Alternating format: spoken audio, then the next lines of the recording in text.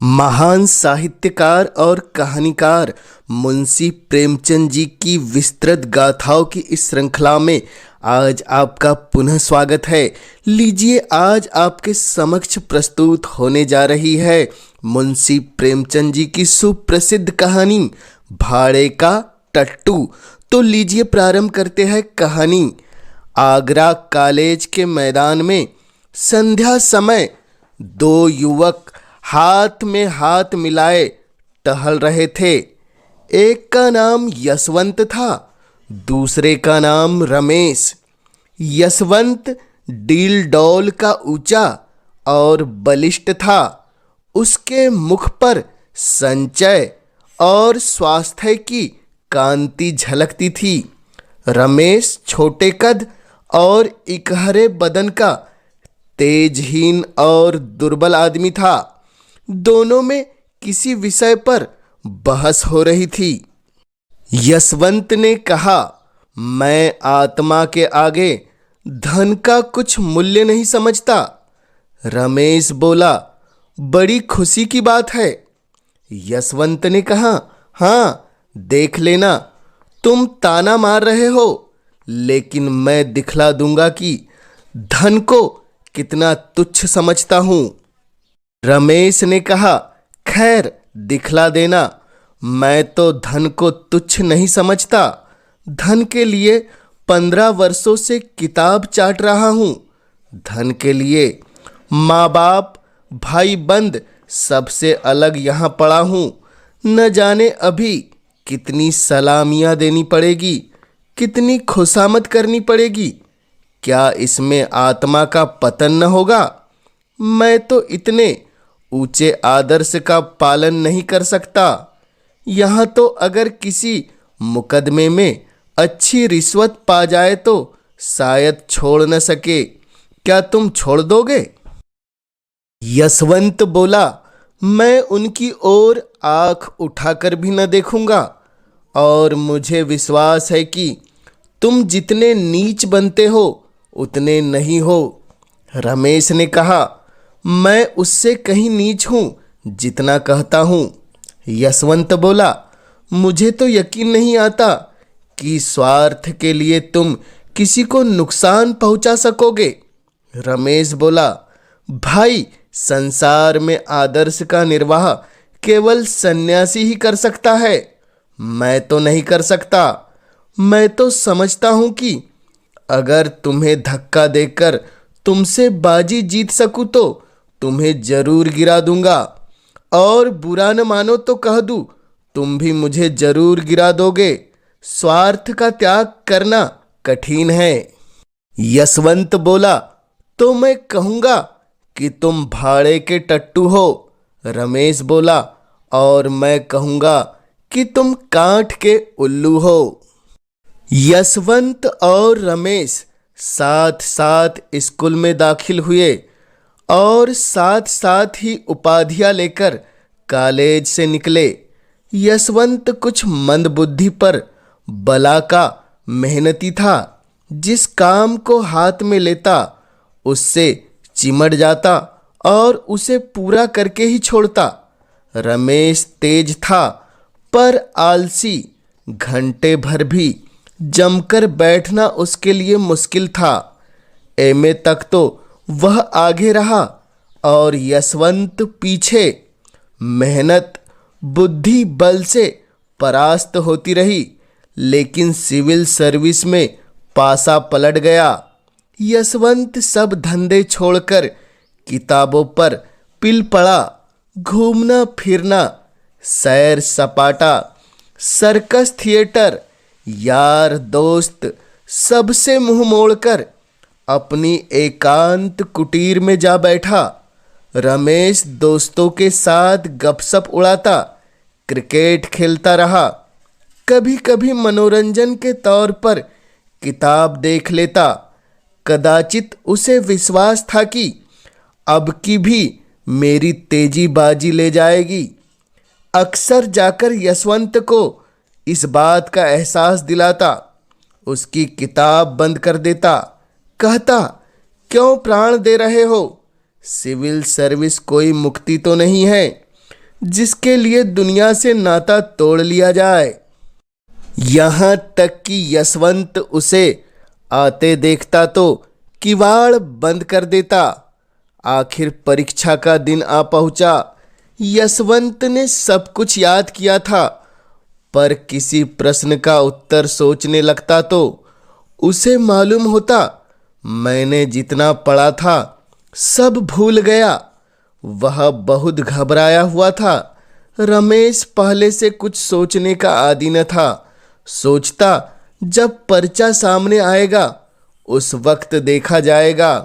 वह आत्मविश्वास से फुला फुला फिरता था। परीक्षा का फल निकला तो सुस्त कछुआ तेज खरगोश से बाजी मार ले गया था। अब रमेश की आंखें खुली, पर वह हताश न हुआ। योग्य आदमी के लिए यश और धन की कमी नहीं, यह उसका विश्वास था। उसने कानून की परीक्षा की तैयारी शुरू की, और यद्यपि उसने बहुत ज़्यादा मेहनत न की, लेकिन अव्वल दर्जे में पास हुआ। यशवंत ने उसको बधाई का तार भेजा। अब एक जिले का अफसर हो गया था। 10 साल गुजर गए। यशवंत दिलो जान से काम करता था और उसके अफसर उससे बहुत प्रसन्न थे। पर अफसर जितने प्रसन्न थे, मातहत उतने ही अप्रसन्न रहते थे। वह खुद जितनी मेहनत करता था, मातहतों से भी उतनी ही मेहनत लेना चाहता था। खुद जितना बैलेंस था, मातहतों को भी उतना ही बैलेंस बनाना चाहता था। ऐसे आदमी बड़े कारगुजार समझे जाते हैं। यशवंत की कारगुजारी का अफसरों पर सिक्का जमता जाता था। 5 वर्षों में ही वह जिले का जज बना दिया गया। रमेश इतना भाग्यशाली न था। वह जिस इजलास में वकालत करने जाता, वहीं असफल रहता। हाकिम को नियत समय पर आने में देर हो जाती तो खुद भी चल देता और फिर बुलाने से भी न आता। कहता, अगर हाकिम वक्त की पाबंदी नहीं करता तो मैं क्यों करूं? मुझे क्या गरज पड़ी है कि घंटों उनके इल्जास पर खड़ा उनकी राह देखा करूं। बहस इतनी निर्भीकता से करता है कि खुशामद के आदि हुक्मान की निगाहों में उनकी निर्भीकता गुस्ताखी मालूम होती है। सहनशीलता उसे छू नहीं गई थी। हाकिम हो या दूसरे पक्ष का वकील, जो उसके मुंह लगता उसकी खबर लेता था।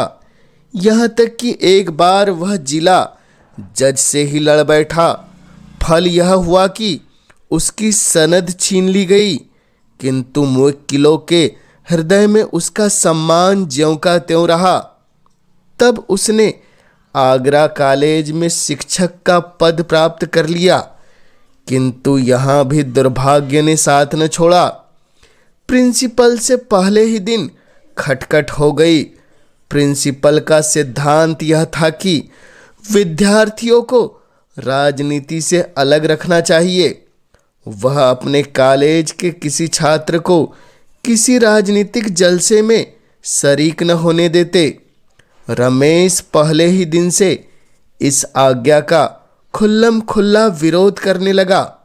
उसका कथन था कि अगर किसी को राजनीतिक जलसों में शामिल होना चाहिए तो विद्यार्थियों को। यह भी उसकी शिक्षा का एक अंग है। अन्य देशों में छात्रों ने युगांतर उपस्थित कर दिया है, तो इस देश में क्यों उनकी जबान बंद की जाए। इसका फल यह हुआ कि साल खत्म होने से पहले ही रमेश को इस्तीफा देना पड़ा, किंतु विद्यार्थियों पर उसका दबाव तिल भर भी कम न हुआ। इस भांति कुछ तो अपने स्वभाव और कुछ परिस्थितियों ने रमेश को मार मार कर हाकिम बना दिया। पहले मुवक्किलों का पक्ष लेकर अदालत से लड़ा, फिर छात्रों का पक्ष लेकर प्रिंसिपल से, रार मोल्ली और अब प्रजा का पक्ष लेकर सरकार को चुनौती दी। वह स्वभाव से ही निर्भीक, आदर्शवादी, सत्यभक्त तथा आत्म अभिमानी था। ऐसे प्राणी के लिए प्रजा सेवक बनने के सिवा और उपाय ही क्या था। समाचार पत्रों में वर्तमान परिस्थिति पर उसके लेख निकलने लगे।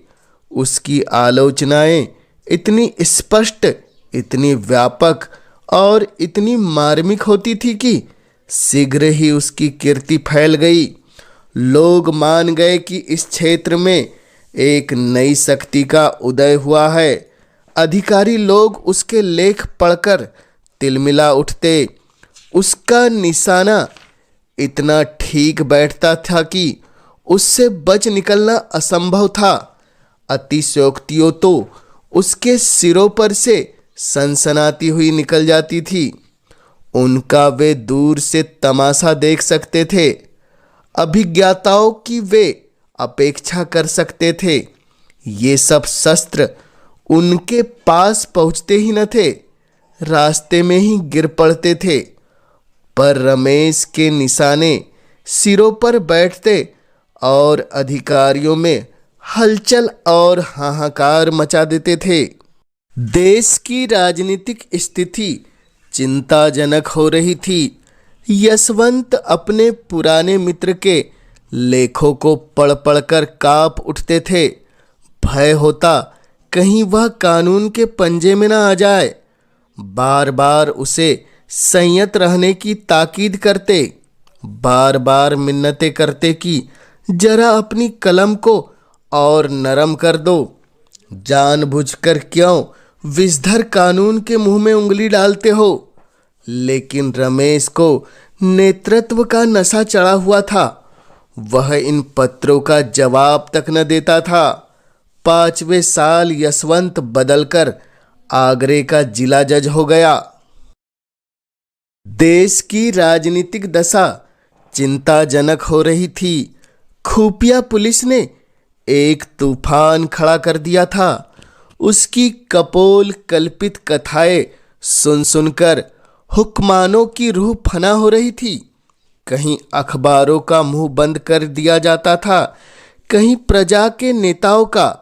खुफिया पुलिस ने अपना उल्लू सीधा करने के लिए हुक्कामों के कुछ इस तरह काम भरे कि उन्हें हर एक स्वतंत्र विचार रखने वाला आदमी खूनी और कातिल नजर आता था। रमेश यह अंधेरा देखकर चुप बैठने वाला मनुष्य न था। ज्यों-ज्यों अधिकारियों की निरंकुशता बढ़ती थी, त्यों-त्यों उसका भी जोश बढ़ता था। रोज कहीं न कहीं व्याख्यान देता और उसके प्राय सभी व्याख्यान विद्रोहात्मक भावों से भरे होते थे। स्पष्ट और खरी बातें कहना ही विद्रोह है।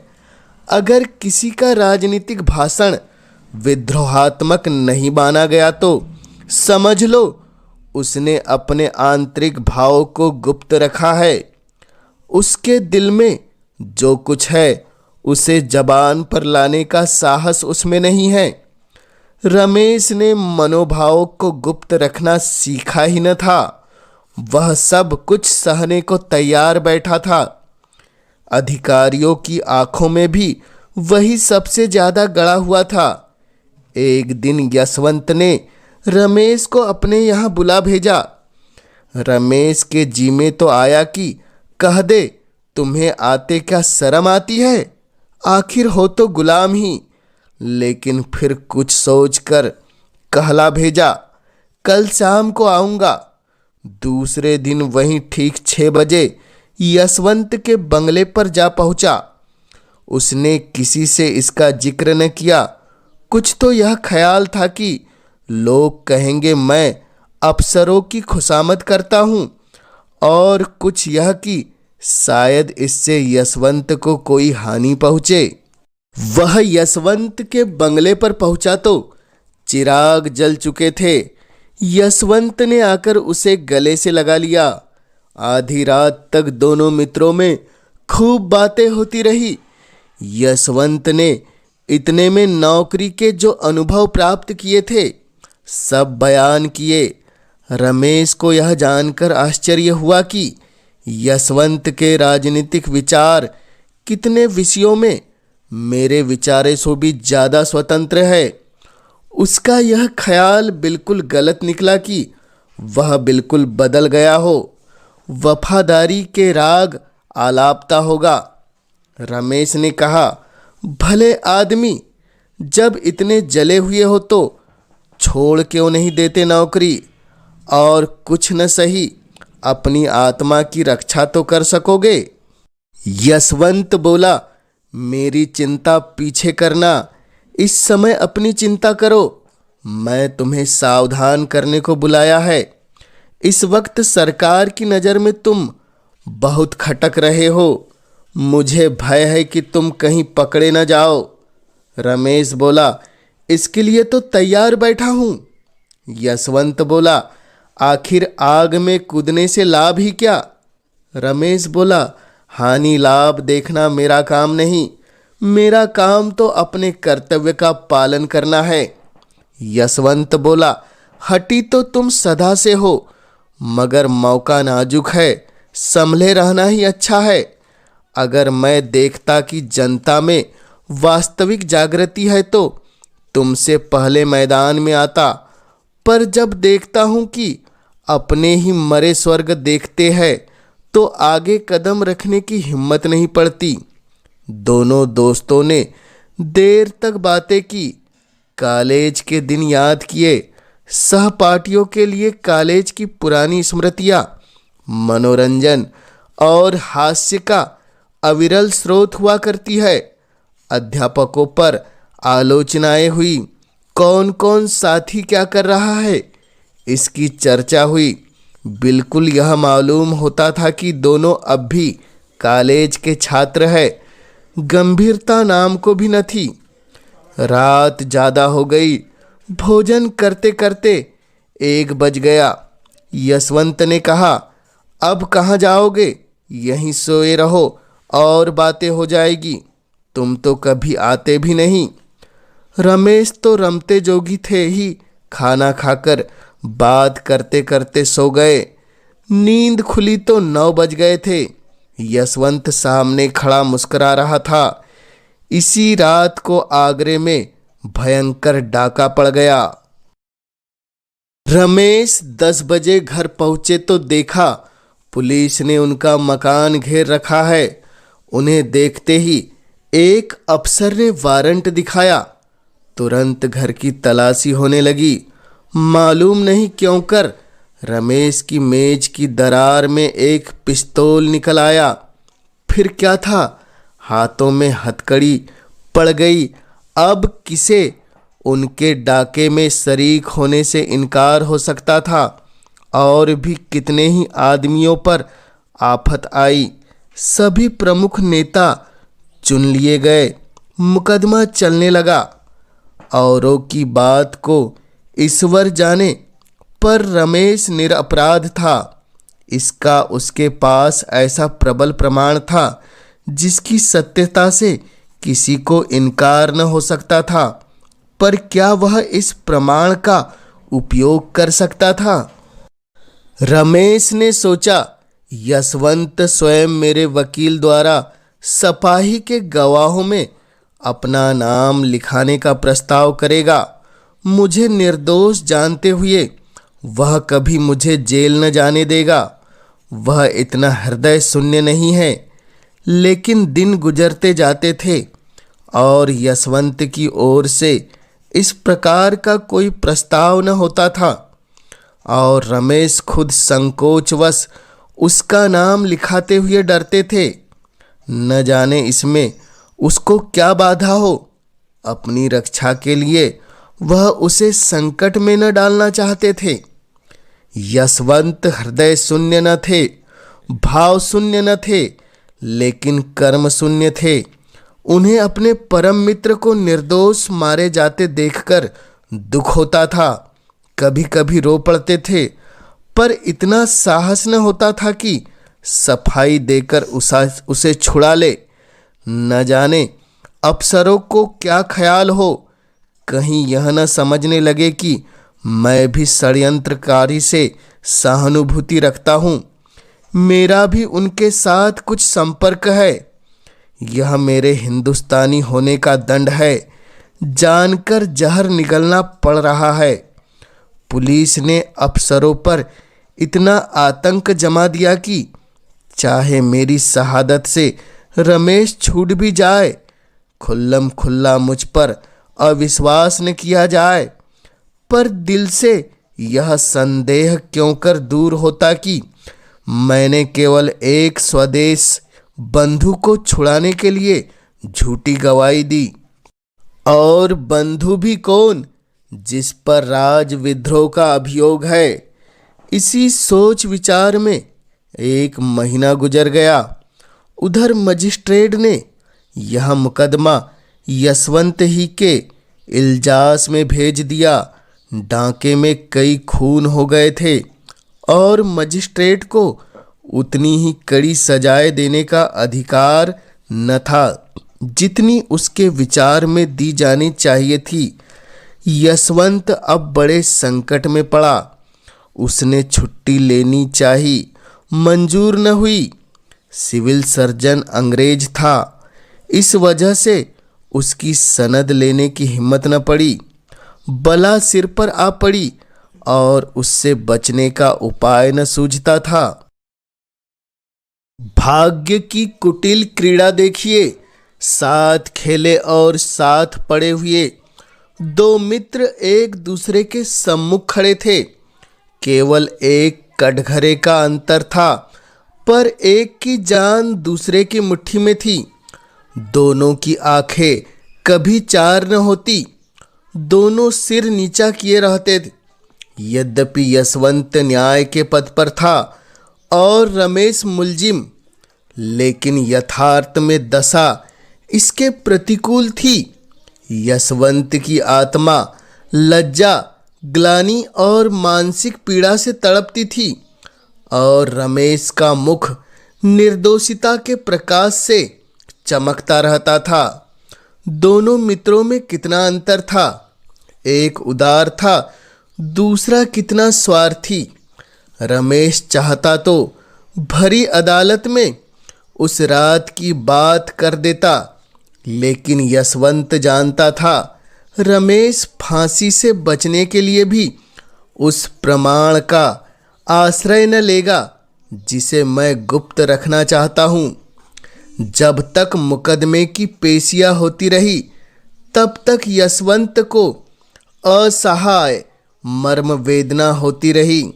उसकी आत्मा और स्वार्थ में नित्य संग्राम होते रहता था, पर फैसले के दिन तो उसकी वही दशा हो रही थी जो किसी खून के अपराधी की हो। इल्जास पर जाने की हिम्मत न पड़ती थी। वह 3 बजे कचहरी पहुंचा। मुलजिम अपना भाग्य निर्णय सुनने को तैयार खड़े थे। रमेश भी आज रोज से ज़्यादा उदास था। उसके जीवन संग्राम में वह अवसर आ गया था जब उसका सिर तलवार की धार के नीचे होगा। अब तक भय सूक्ष्म रूप में था, आज उसने स्थूल रूप धारण कर लिया था। यशवंत ने दृढ़ स्वर में फैसला सुनाया। जब उसके मुख से ये शब्द निकले कि रमेश चंद्र को 7 वर्ष की कठिन कारावास, तो उसका गला रूंध गया। उसने तजवीज मेज पर रख दी। कुर्सी पर बैठकर पसीना पोंछने के बहाने आंखों में उमड़े हुए आंसुओं को पोंछा। उसके आगे तजवीज उससे न पड़ी गई। रमेश जेल से निकलकर पक्का क्रांतिवादी बन गया। जेल की अंधेरी कोठरी में दिन भर के कठिन परिश्रम के बाद वह दोनों के उपकार और सुधार के मंसूबे बांधा करता था। सोचता मनुष्य क्यों पाप करता है, इसलिए न कि संसार में इतनी विषमता है। कोई तो विशाल भवनों में रहता है और किसी को पेड़ की छाह भी नहीं मिलती। कोई रेशम और रत्नों से मढ़ा हुआ है, किसी को फटा वस्त्र भी नहीं। ऐसी न्याय विहीन संसार में यदि चोरी, हत्या और अधर्म है तो यह किसका दोष है? वह एक ऐसी समिति खोलने का स्वप्न देखा करता जिसका काम संसार से इस विषमता को मिटा देना हो। संसार सबके लिए है और उसमें सबको सुख भोगने का समान अधिकार है। न डाका है, न चोरी चोरी है। धनी अगर अपना धन खुशी से नहीं बांट देता तो उसकी इच्छा के विरुद्ध बांट लेने में क्या पाप? धनी उसे पाप कहता है तो कहे। उसके बनाया हुआ कानून दंड देना चाहता है तो दे। हमारी अदालत भी अलग होगी। उसके सामने वे सभी मनुष्य अपराधी होंगे जिसके पास जरूरत से ज़्यादा सुख भोग की सामग्रियां है। हम भी इन्हें दंड देंगे, हम भी उनके कड़ी मेहनत लेंगे। जेल से निकलते ही उसने इस सामाजिक क्रांति की घोषणा कर दी। गुप्त सभाएं बनने लगी, शस्त्र जमा किए जाने लगे और थोड़े ही दिनों में डाकों का बाजार गर्म हो गया। पुलिस ने उसका पता लगाना शुरू किया। उधर क्रांतिकारियों ने पुलिस पर भी हाथ साफ करना शुरू कर दिया। उनकी सख्ती दिन दिन बढ़ने लगी। काम इतनी चतुराई से होता था कि किसी को अपराधी का कुछ सुराग न मिलता। रमेश कहीं गरीबी के लिए दवाखाना खोलता, कहीं बैंक। डाके के रुपये से उसने इलाके खरीदने शुरू किए। जहां कोई इलाका नीलाम होता वह उसे खरीद लेता। थोड़े ही दिनों में उसके अधीन एक बड़ी जायदाद हो गई। इसका नफा गरीबों के उपकार में खर्च होता था।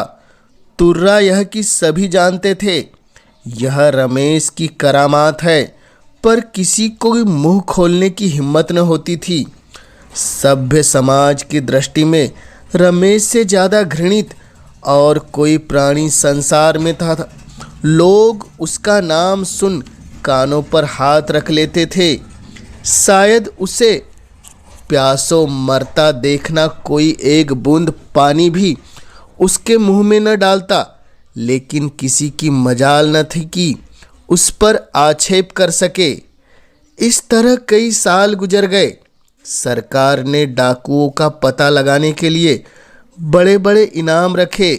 यूरोप से गुप्त पुलिस के सिद्धहस्त आदमियों को बुलाकर इस काम पर नियुक्त किया गया, लेकिन गजब के डकैत थे जिनकी हिकमत के आगे किसी की कुछ न चलती थी। पर रमेश खुद को अपने सिद्धांतों का पालन न कर सका। ज्यों-ज्यों दिन गुजरते थे उसे अनुभव होता था कि मेरे अनुयायियों में असंतोष बढ़ता जाता है। उनमें जो ज़्यादा चतुर और साहसी थे वे दूसरे पर रोब जमाते और लूट के माल में बराबर हिस्सा न देते।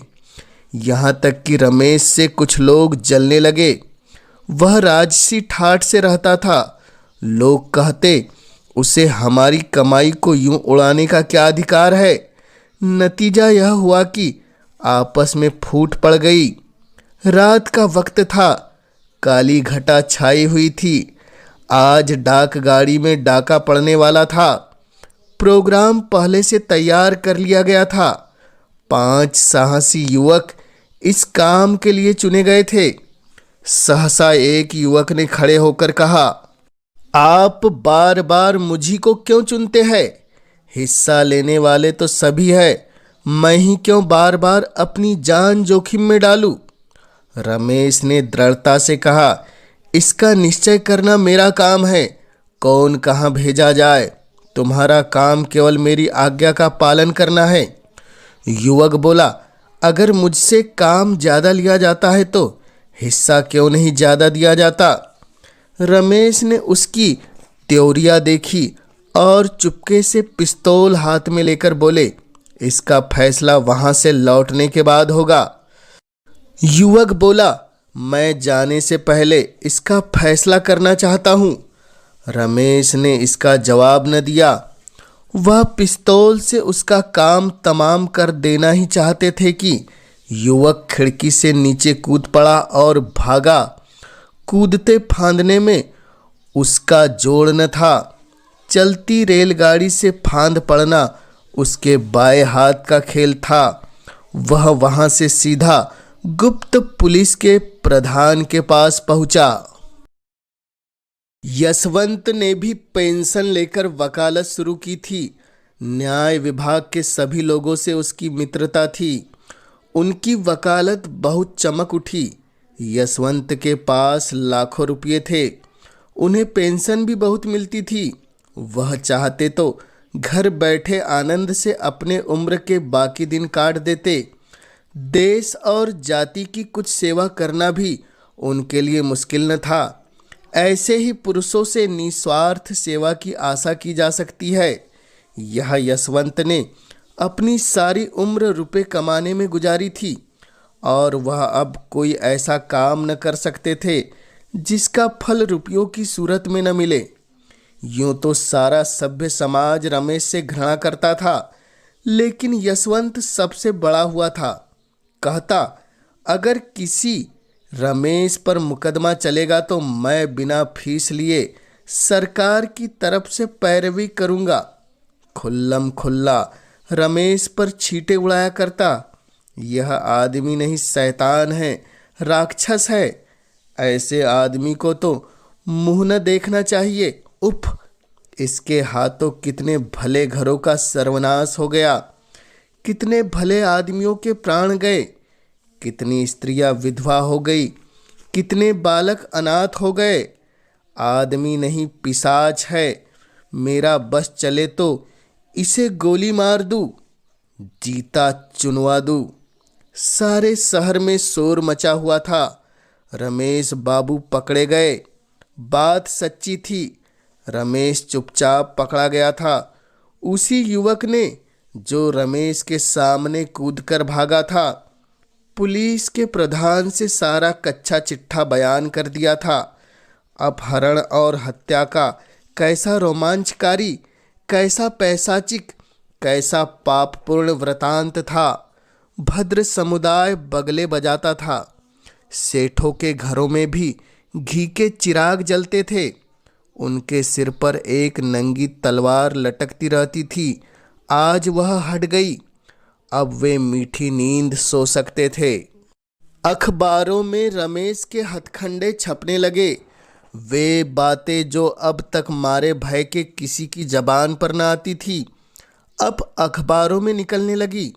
उन्हें पढ़कर पता चलता था कि रमेश ने कितना अंधेरा मचा रखा था। कितने ही राजे और रईस उसे माहवार टैक्स दिया करते थे। उसका पुर्जा पहुंचता, फला तारीख को इतने रुपए भेज दो। फिर किसकी मजाल थी कि उसका हुक्म टाल सके। वह जनता के हित के लिए जो काम करता, उसके लिए भी अमीरों से चंदे लिया करता। रकम लिखना रमेश का काम था। अमीर को बिना काम पूछे हिलाए वह रकम दे देनी पड़ती थी। लेकिन भद्र समुदाय जितना ही प्रसन्न था, जनता उतनी ही दुखी। अब कौन पुलिस वालों के अत्याचार से उनकी रक्षा करेगा? कौन सेठों के जुल्म से उन्हें बचाएगा? कौन उनके लड़कों के लिए कला कौशल और मदरसे खोलेगा? वे अब किसके बल पर कूदेंगे? वह अब अनाथ है। वही उनका अवलंबन था। अब वे किसका मुंह ताकेंगे? किसको अपनी फरियाद सुनाएंगे? पुलिस शहादतें जमा कर रही थी। सरकारी वकील जोरों से मुकदमा चलाने की तैयारियां कर रहा था। लेकिन रमेश की तरह से कोई वकील न खड़ा होता। जिले भर में एक ही आदमी था जो उसे कानून के पंजे से छुड़ा सकता था। वह था यशवंत। लेकिन यशवंत जिसके नाम से कानों पर उंगली रखा था, क्या उसी की वकालत करने को खड़ा होगा? असंभव। रात के 9 बजे थे। यशवंत के कमरे में एक स्त्री ने प्रवेश किया।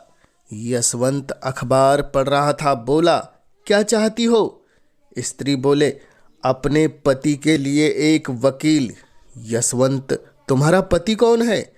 स्त्री बोली, वह जो आपके साथ पढ़ता था और जिस पर डाके का झूठा अभियोग चलाया जाने वाला है।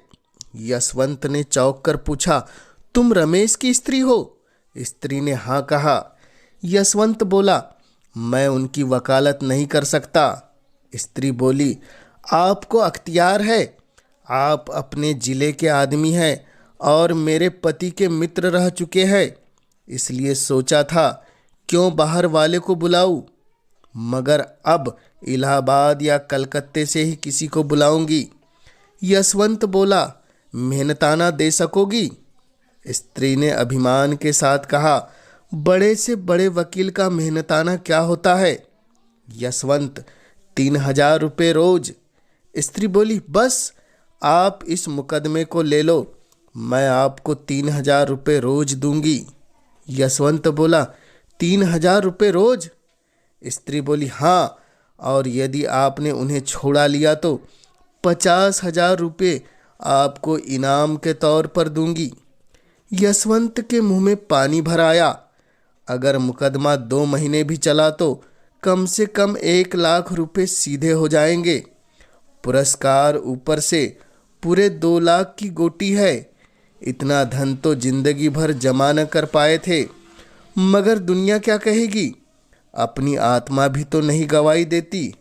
ऐसे आदमी को कानून के पंजे से बचाना असंख्य प्राणियों की हत्या करना है। लेकिन गोटी 2 लाख का है। कुछ रमेश के फंस जाने से इस जत्थे का अंत तो हुआ नहीं जाता, इसके चले जापड़ तो रहेंगे ही। शायद वे अब भी इस उपद्रव मचाने में उसका सहयोग करेंगे। फिर मैं 2 लाख की गोटी क्यों जाने दूं? लेकिन मुझे कहीं मुंह दिखाने की जगह न रहेगी। न सही, जिसका जी चाहे खुश हो, जिसका चाहे वह नाराज हो। ये 2 लाख तो नहीं छोड़े जाते। कुछ मैं किसी को गला तो दबाए नहीं हूँ, चोरी तो नहीं करता। अपराधियों की रक्षा करना तो मेरा काम ही है। सहसा स्त्री ने पूछा, आप जवाब देते हैं? यशवंत, मैं कल जवाब दूंगा, जरा सोच लूँ। स्त्री ने कहा, नहीं, मुझे इतनी फुर्सत नहीं है। अगर आपको कुछ उलझन हो तो साफ साफ कह दीजिए, मैं और प्रबंध करूं। यशवंत बोला, और विचार का क्या अवसर? जल्दी से फैसला स्वार्थ ही और झुकता है, यहाँ हानि की संभावना नहीं रहती। आप कुछ रुपए पेशगी में दे सकती है? स्त्री बोली, रुपयों की मुझसे बार बार चर्चा न कीजिए। उसकी जान के सामने रुपयों की हस्ती क्या है? आप जितनी रकम चाहे मुझसे ले ले। आप चाहे उन्हें छुड़ा न सके, लेकिन सरकार के दांत खट्टे जरूर कर दे। यशवंत, खैर मैं ही वकील हो जाऊंगा, कुछ पुरानी दोस्ती का निर्वाह भी तो करना चाहिए। पुलिस ने एड़ी चोटी का जोर लगाया, सैकड़ों शहादतें पेश की। मुखबिर ने तो पूरी गाथा ही सुना दी, लेकिन यशवंत ने कुछ ऐसी दलीलें की, शहादतों को कुछ इस तरह झूठा सिद्ध किया और मुखबिर की कुछ ऐसी खबर ली कि रमेश बेदाग छूट गए। उन पर कोई अपराध सिद्ध न हो सका। यशवंत जैसे संयत और विचारशील वकील का उनके पक्ष में खड़े हो जाना ही इसका प्रमाण था कि सरकार ने गलती की। संध्या का समय था। रमेश के द्वार पर सामियाना तना हुआ था। गरीबों को भोजन कराया जा रहा था। मित्रों की दावत हो रही थी। यह रमेश के छूटने का उत्सव था। यशवंत को चारों ओर से धन्यवाद मिल रहे थे। रमेश को बधाइयाँ दी जा रही थी। यशवंत बार बार रमेश से बोलना चाहता था, लेकिन रमेश उनकी ओर से मुंह फेर लेते थे। अब तक उन दोनों में एक बात भी न हुई थी। आखिर यशवंत ने एक बार झुंझलाकर कहा, तुम तो मुझसे इस तरह ऐठे हुए हो मानो मैंने तुम्हारे साथ कोई बुराई की है। रमेश बोला, और आप क्या समझते हैं कि मेरे साथ भलाई की है? पहले आपने मेरे इस लोक का सर्वनाश किया था, अब की परलोक का किया। पहले न्याय किया होता तो मेरी जिंदगी सुधर जाती और अब जेल जाने देते तो आंख बन जाती। यशवंत, यह तो कहोगे कि इस मामले में कितने साहस से काम लेना पड़ा। रमेश बोला, आपने साहस से काम नहीं लिया, स्वार्थ से काम लिया। आप अपने स्वार्थ के भक्त हैं। मैं तो आपको भाड़े का टट्टू समझता हूँ। मैंने अपने जीवन का बहुत दुरुपयोग किया, लेकिन उसे आपके जीवन से बदलने को किसी दशा में तैयार नहीं हूँ। आप मुझसे धन्यवाद की आशा न रखें। यह कहानी आपको कैसी लगी कमेंट्स के माध्यम से हमें ज़रूर बतलाएं, और जन जन तक हिंदी साहित्य की गाथा को पहुंचाने में अपना योगदान देने इस चैनल को अवश्य सब्सक्राइब कीजिए, ताकि आपके सहयोग से मैं हिंदी साहित्य की महान रचनाओं को जन जन तक पहुंचाने के लिए हमेशा उत्साहित रह सकूं। आप सभी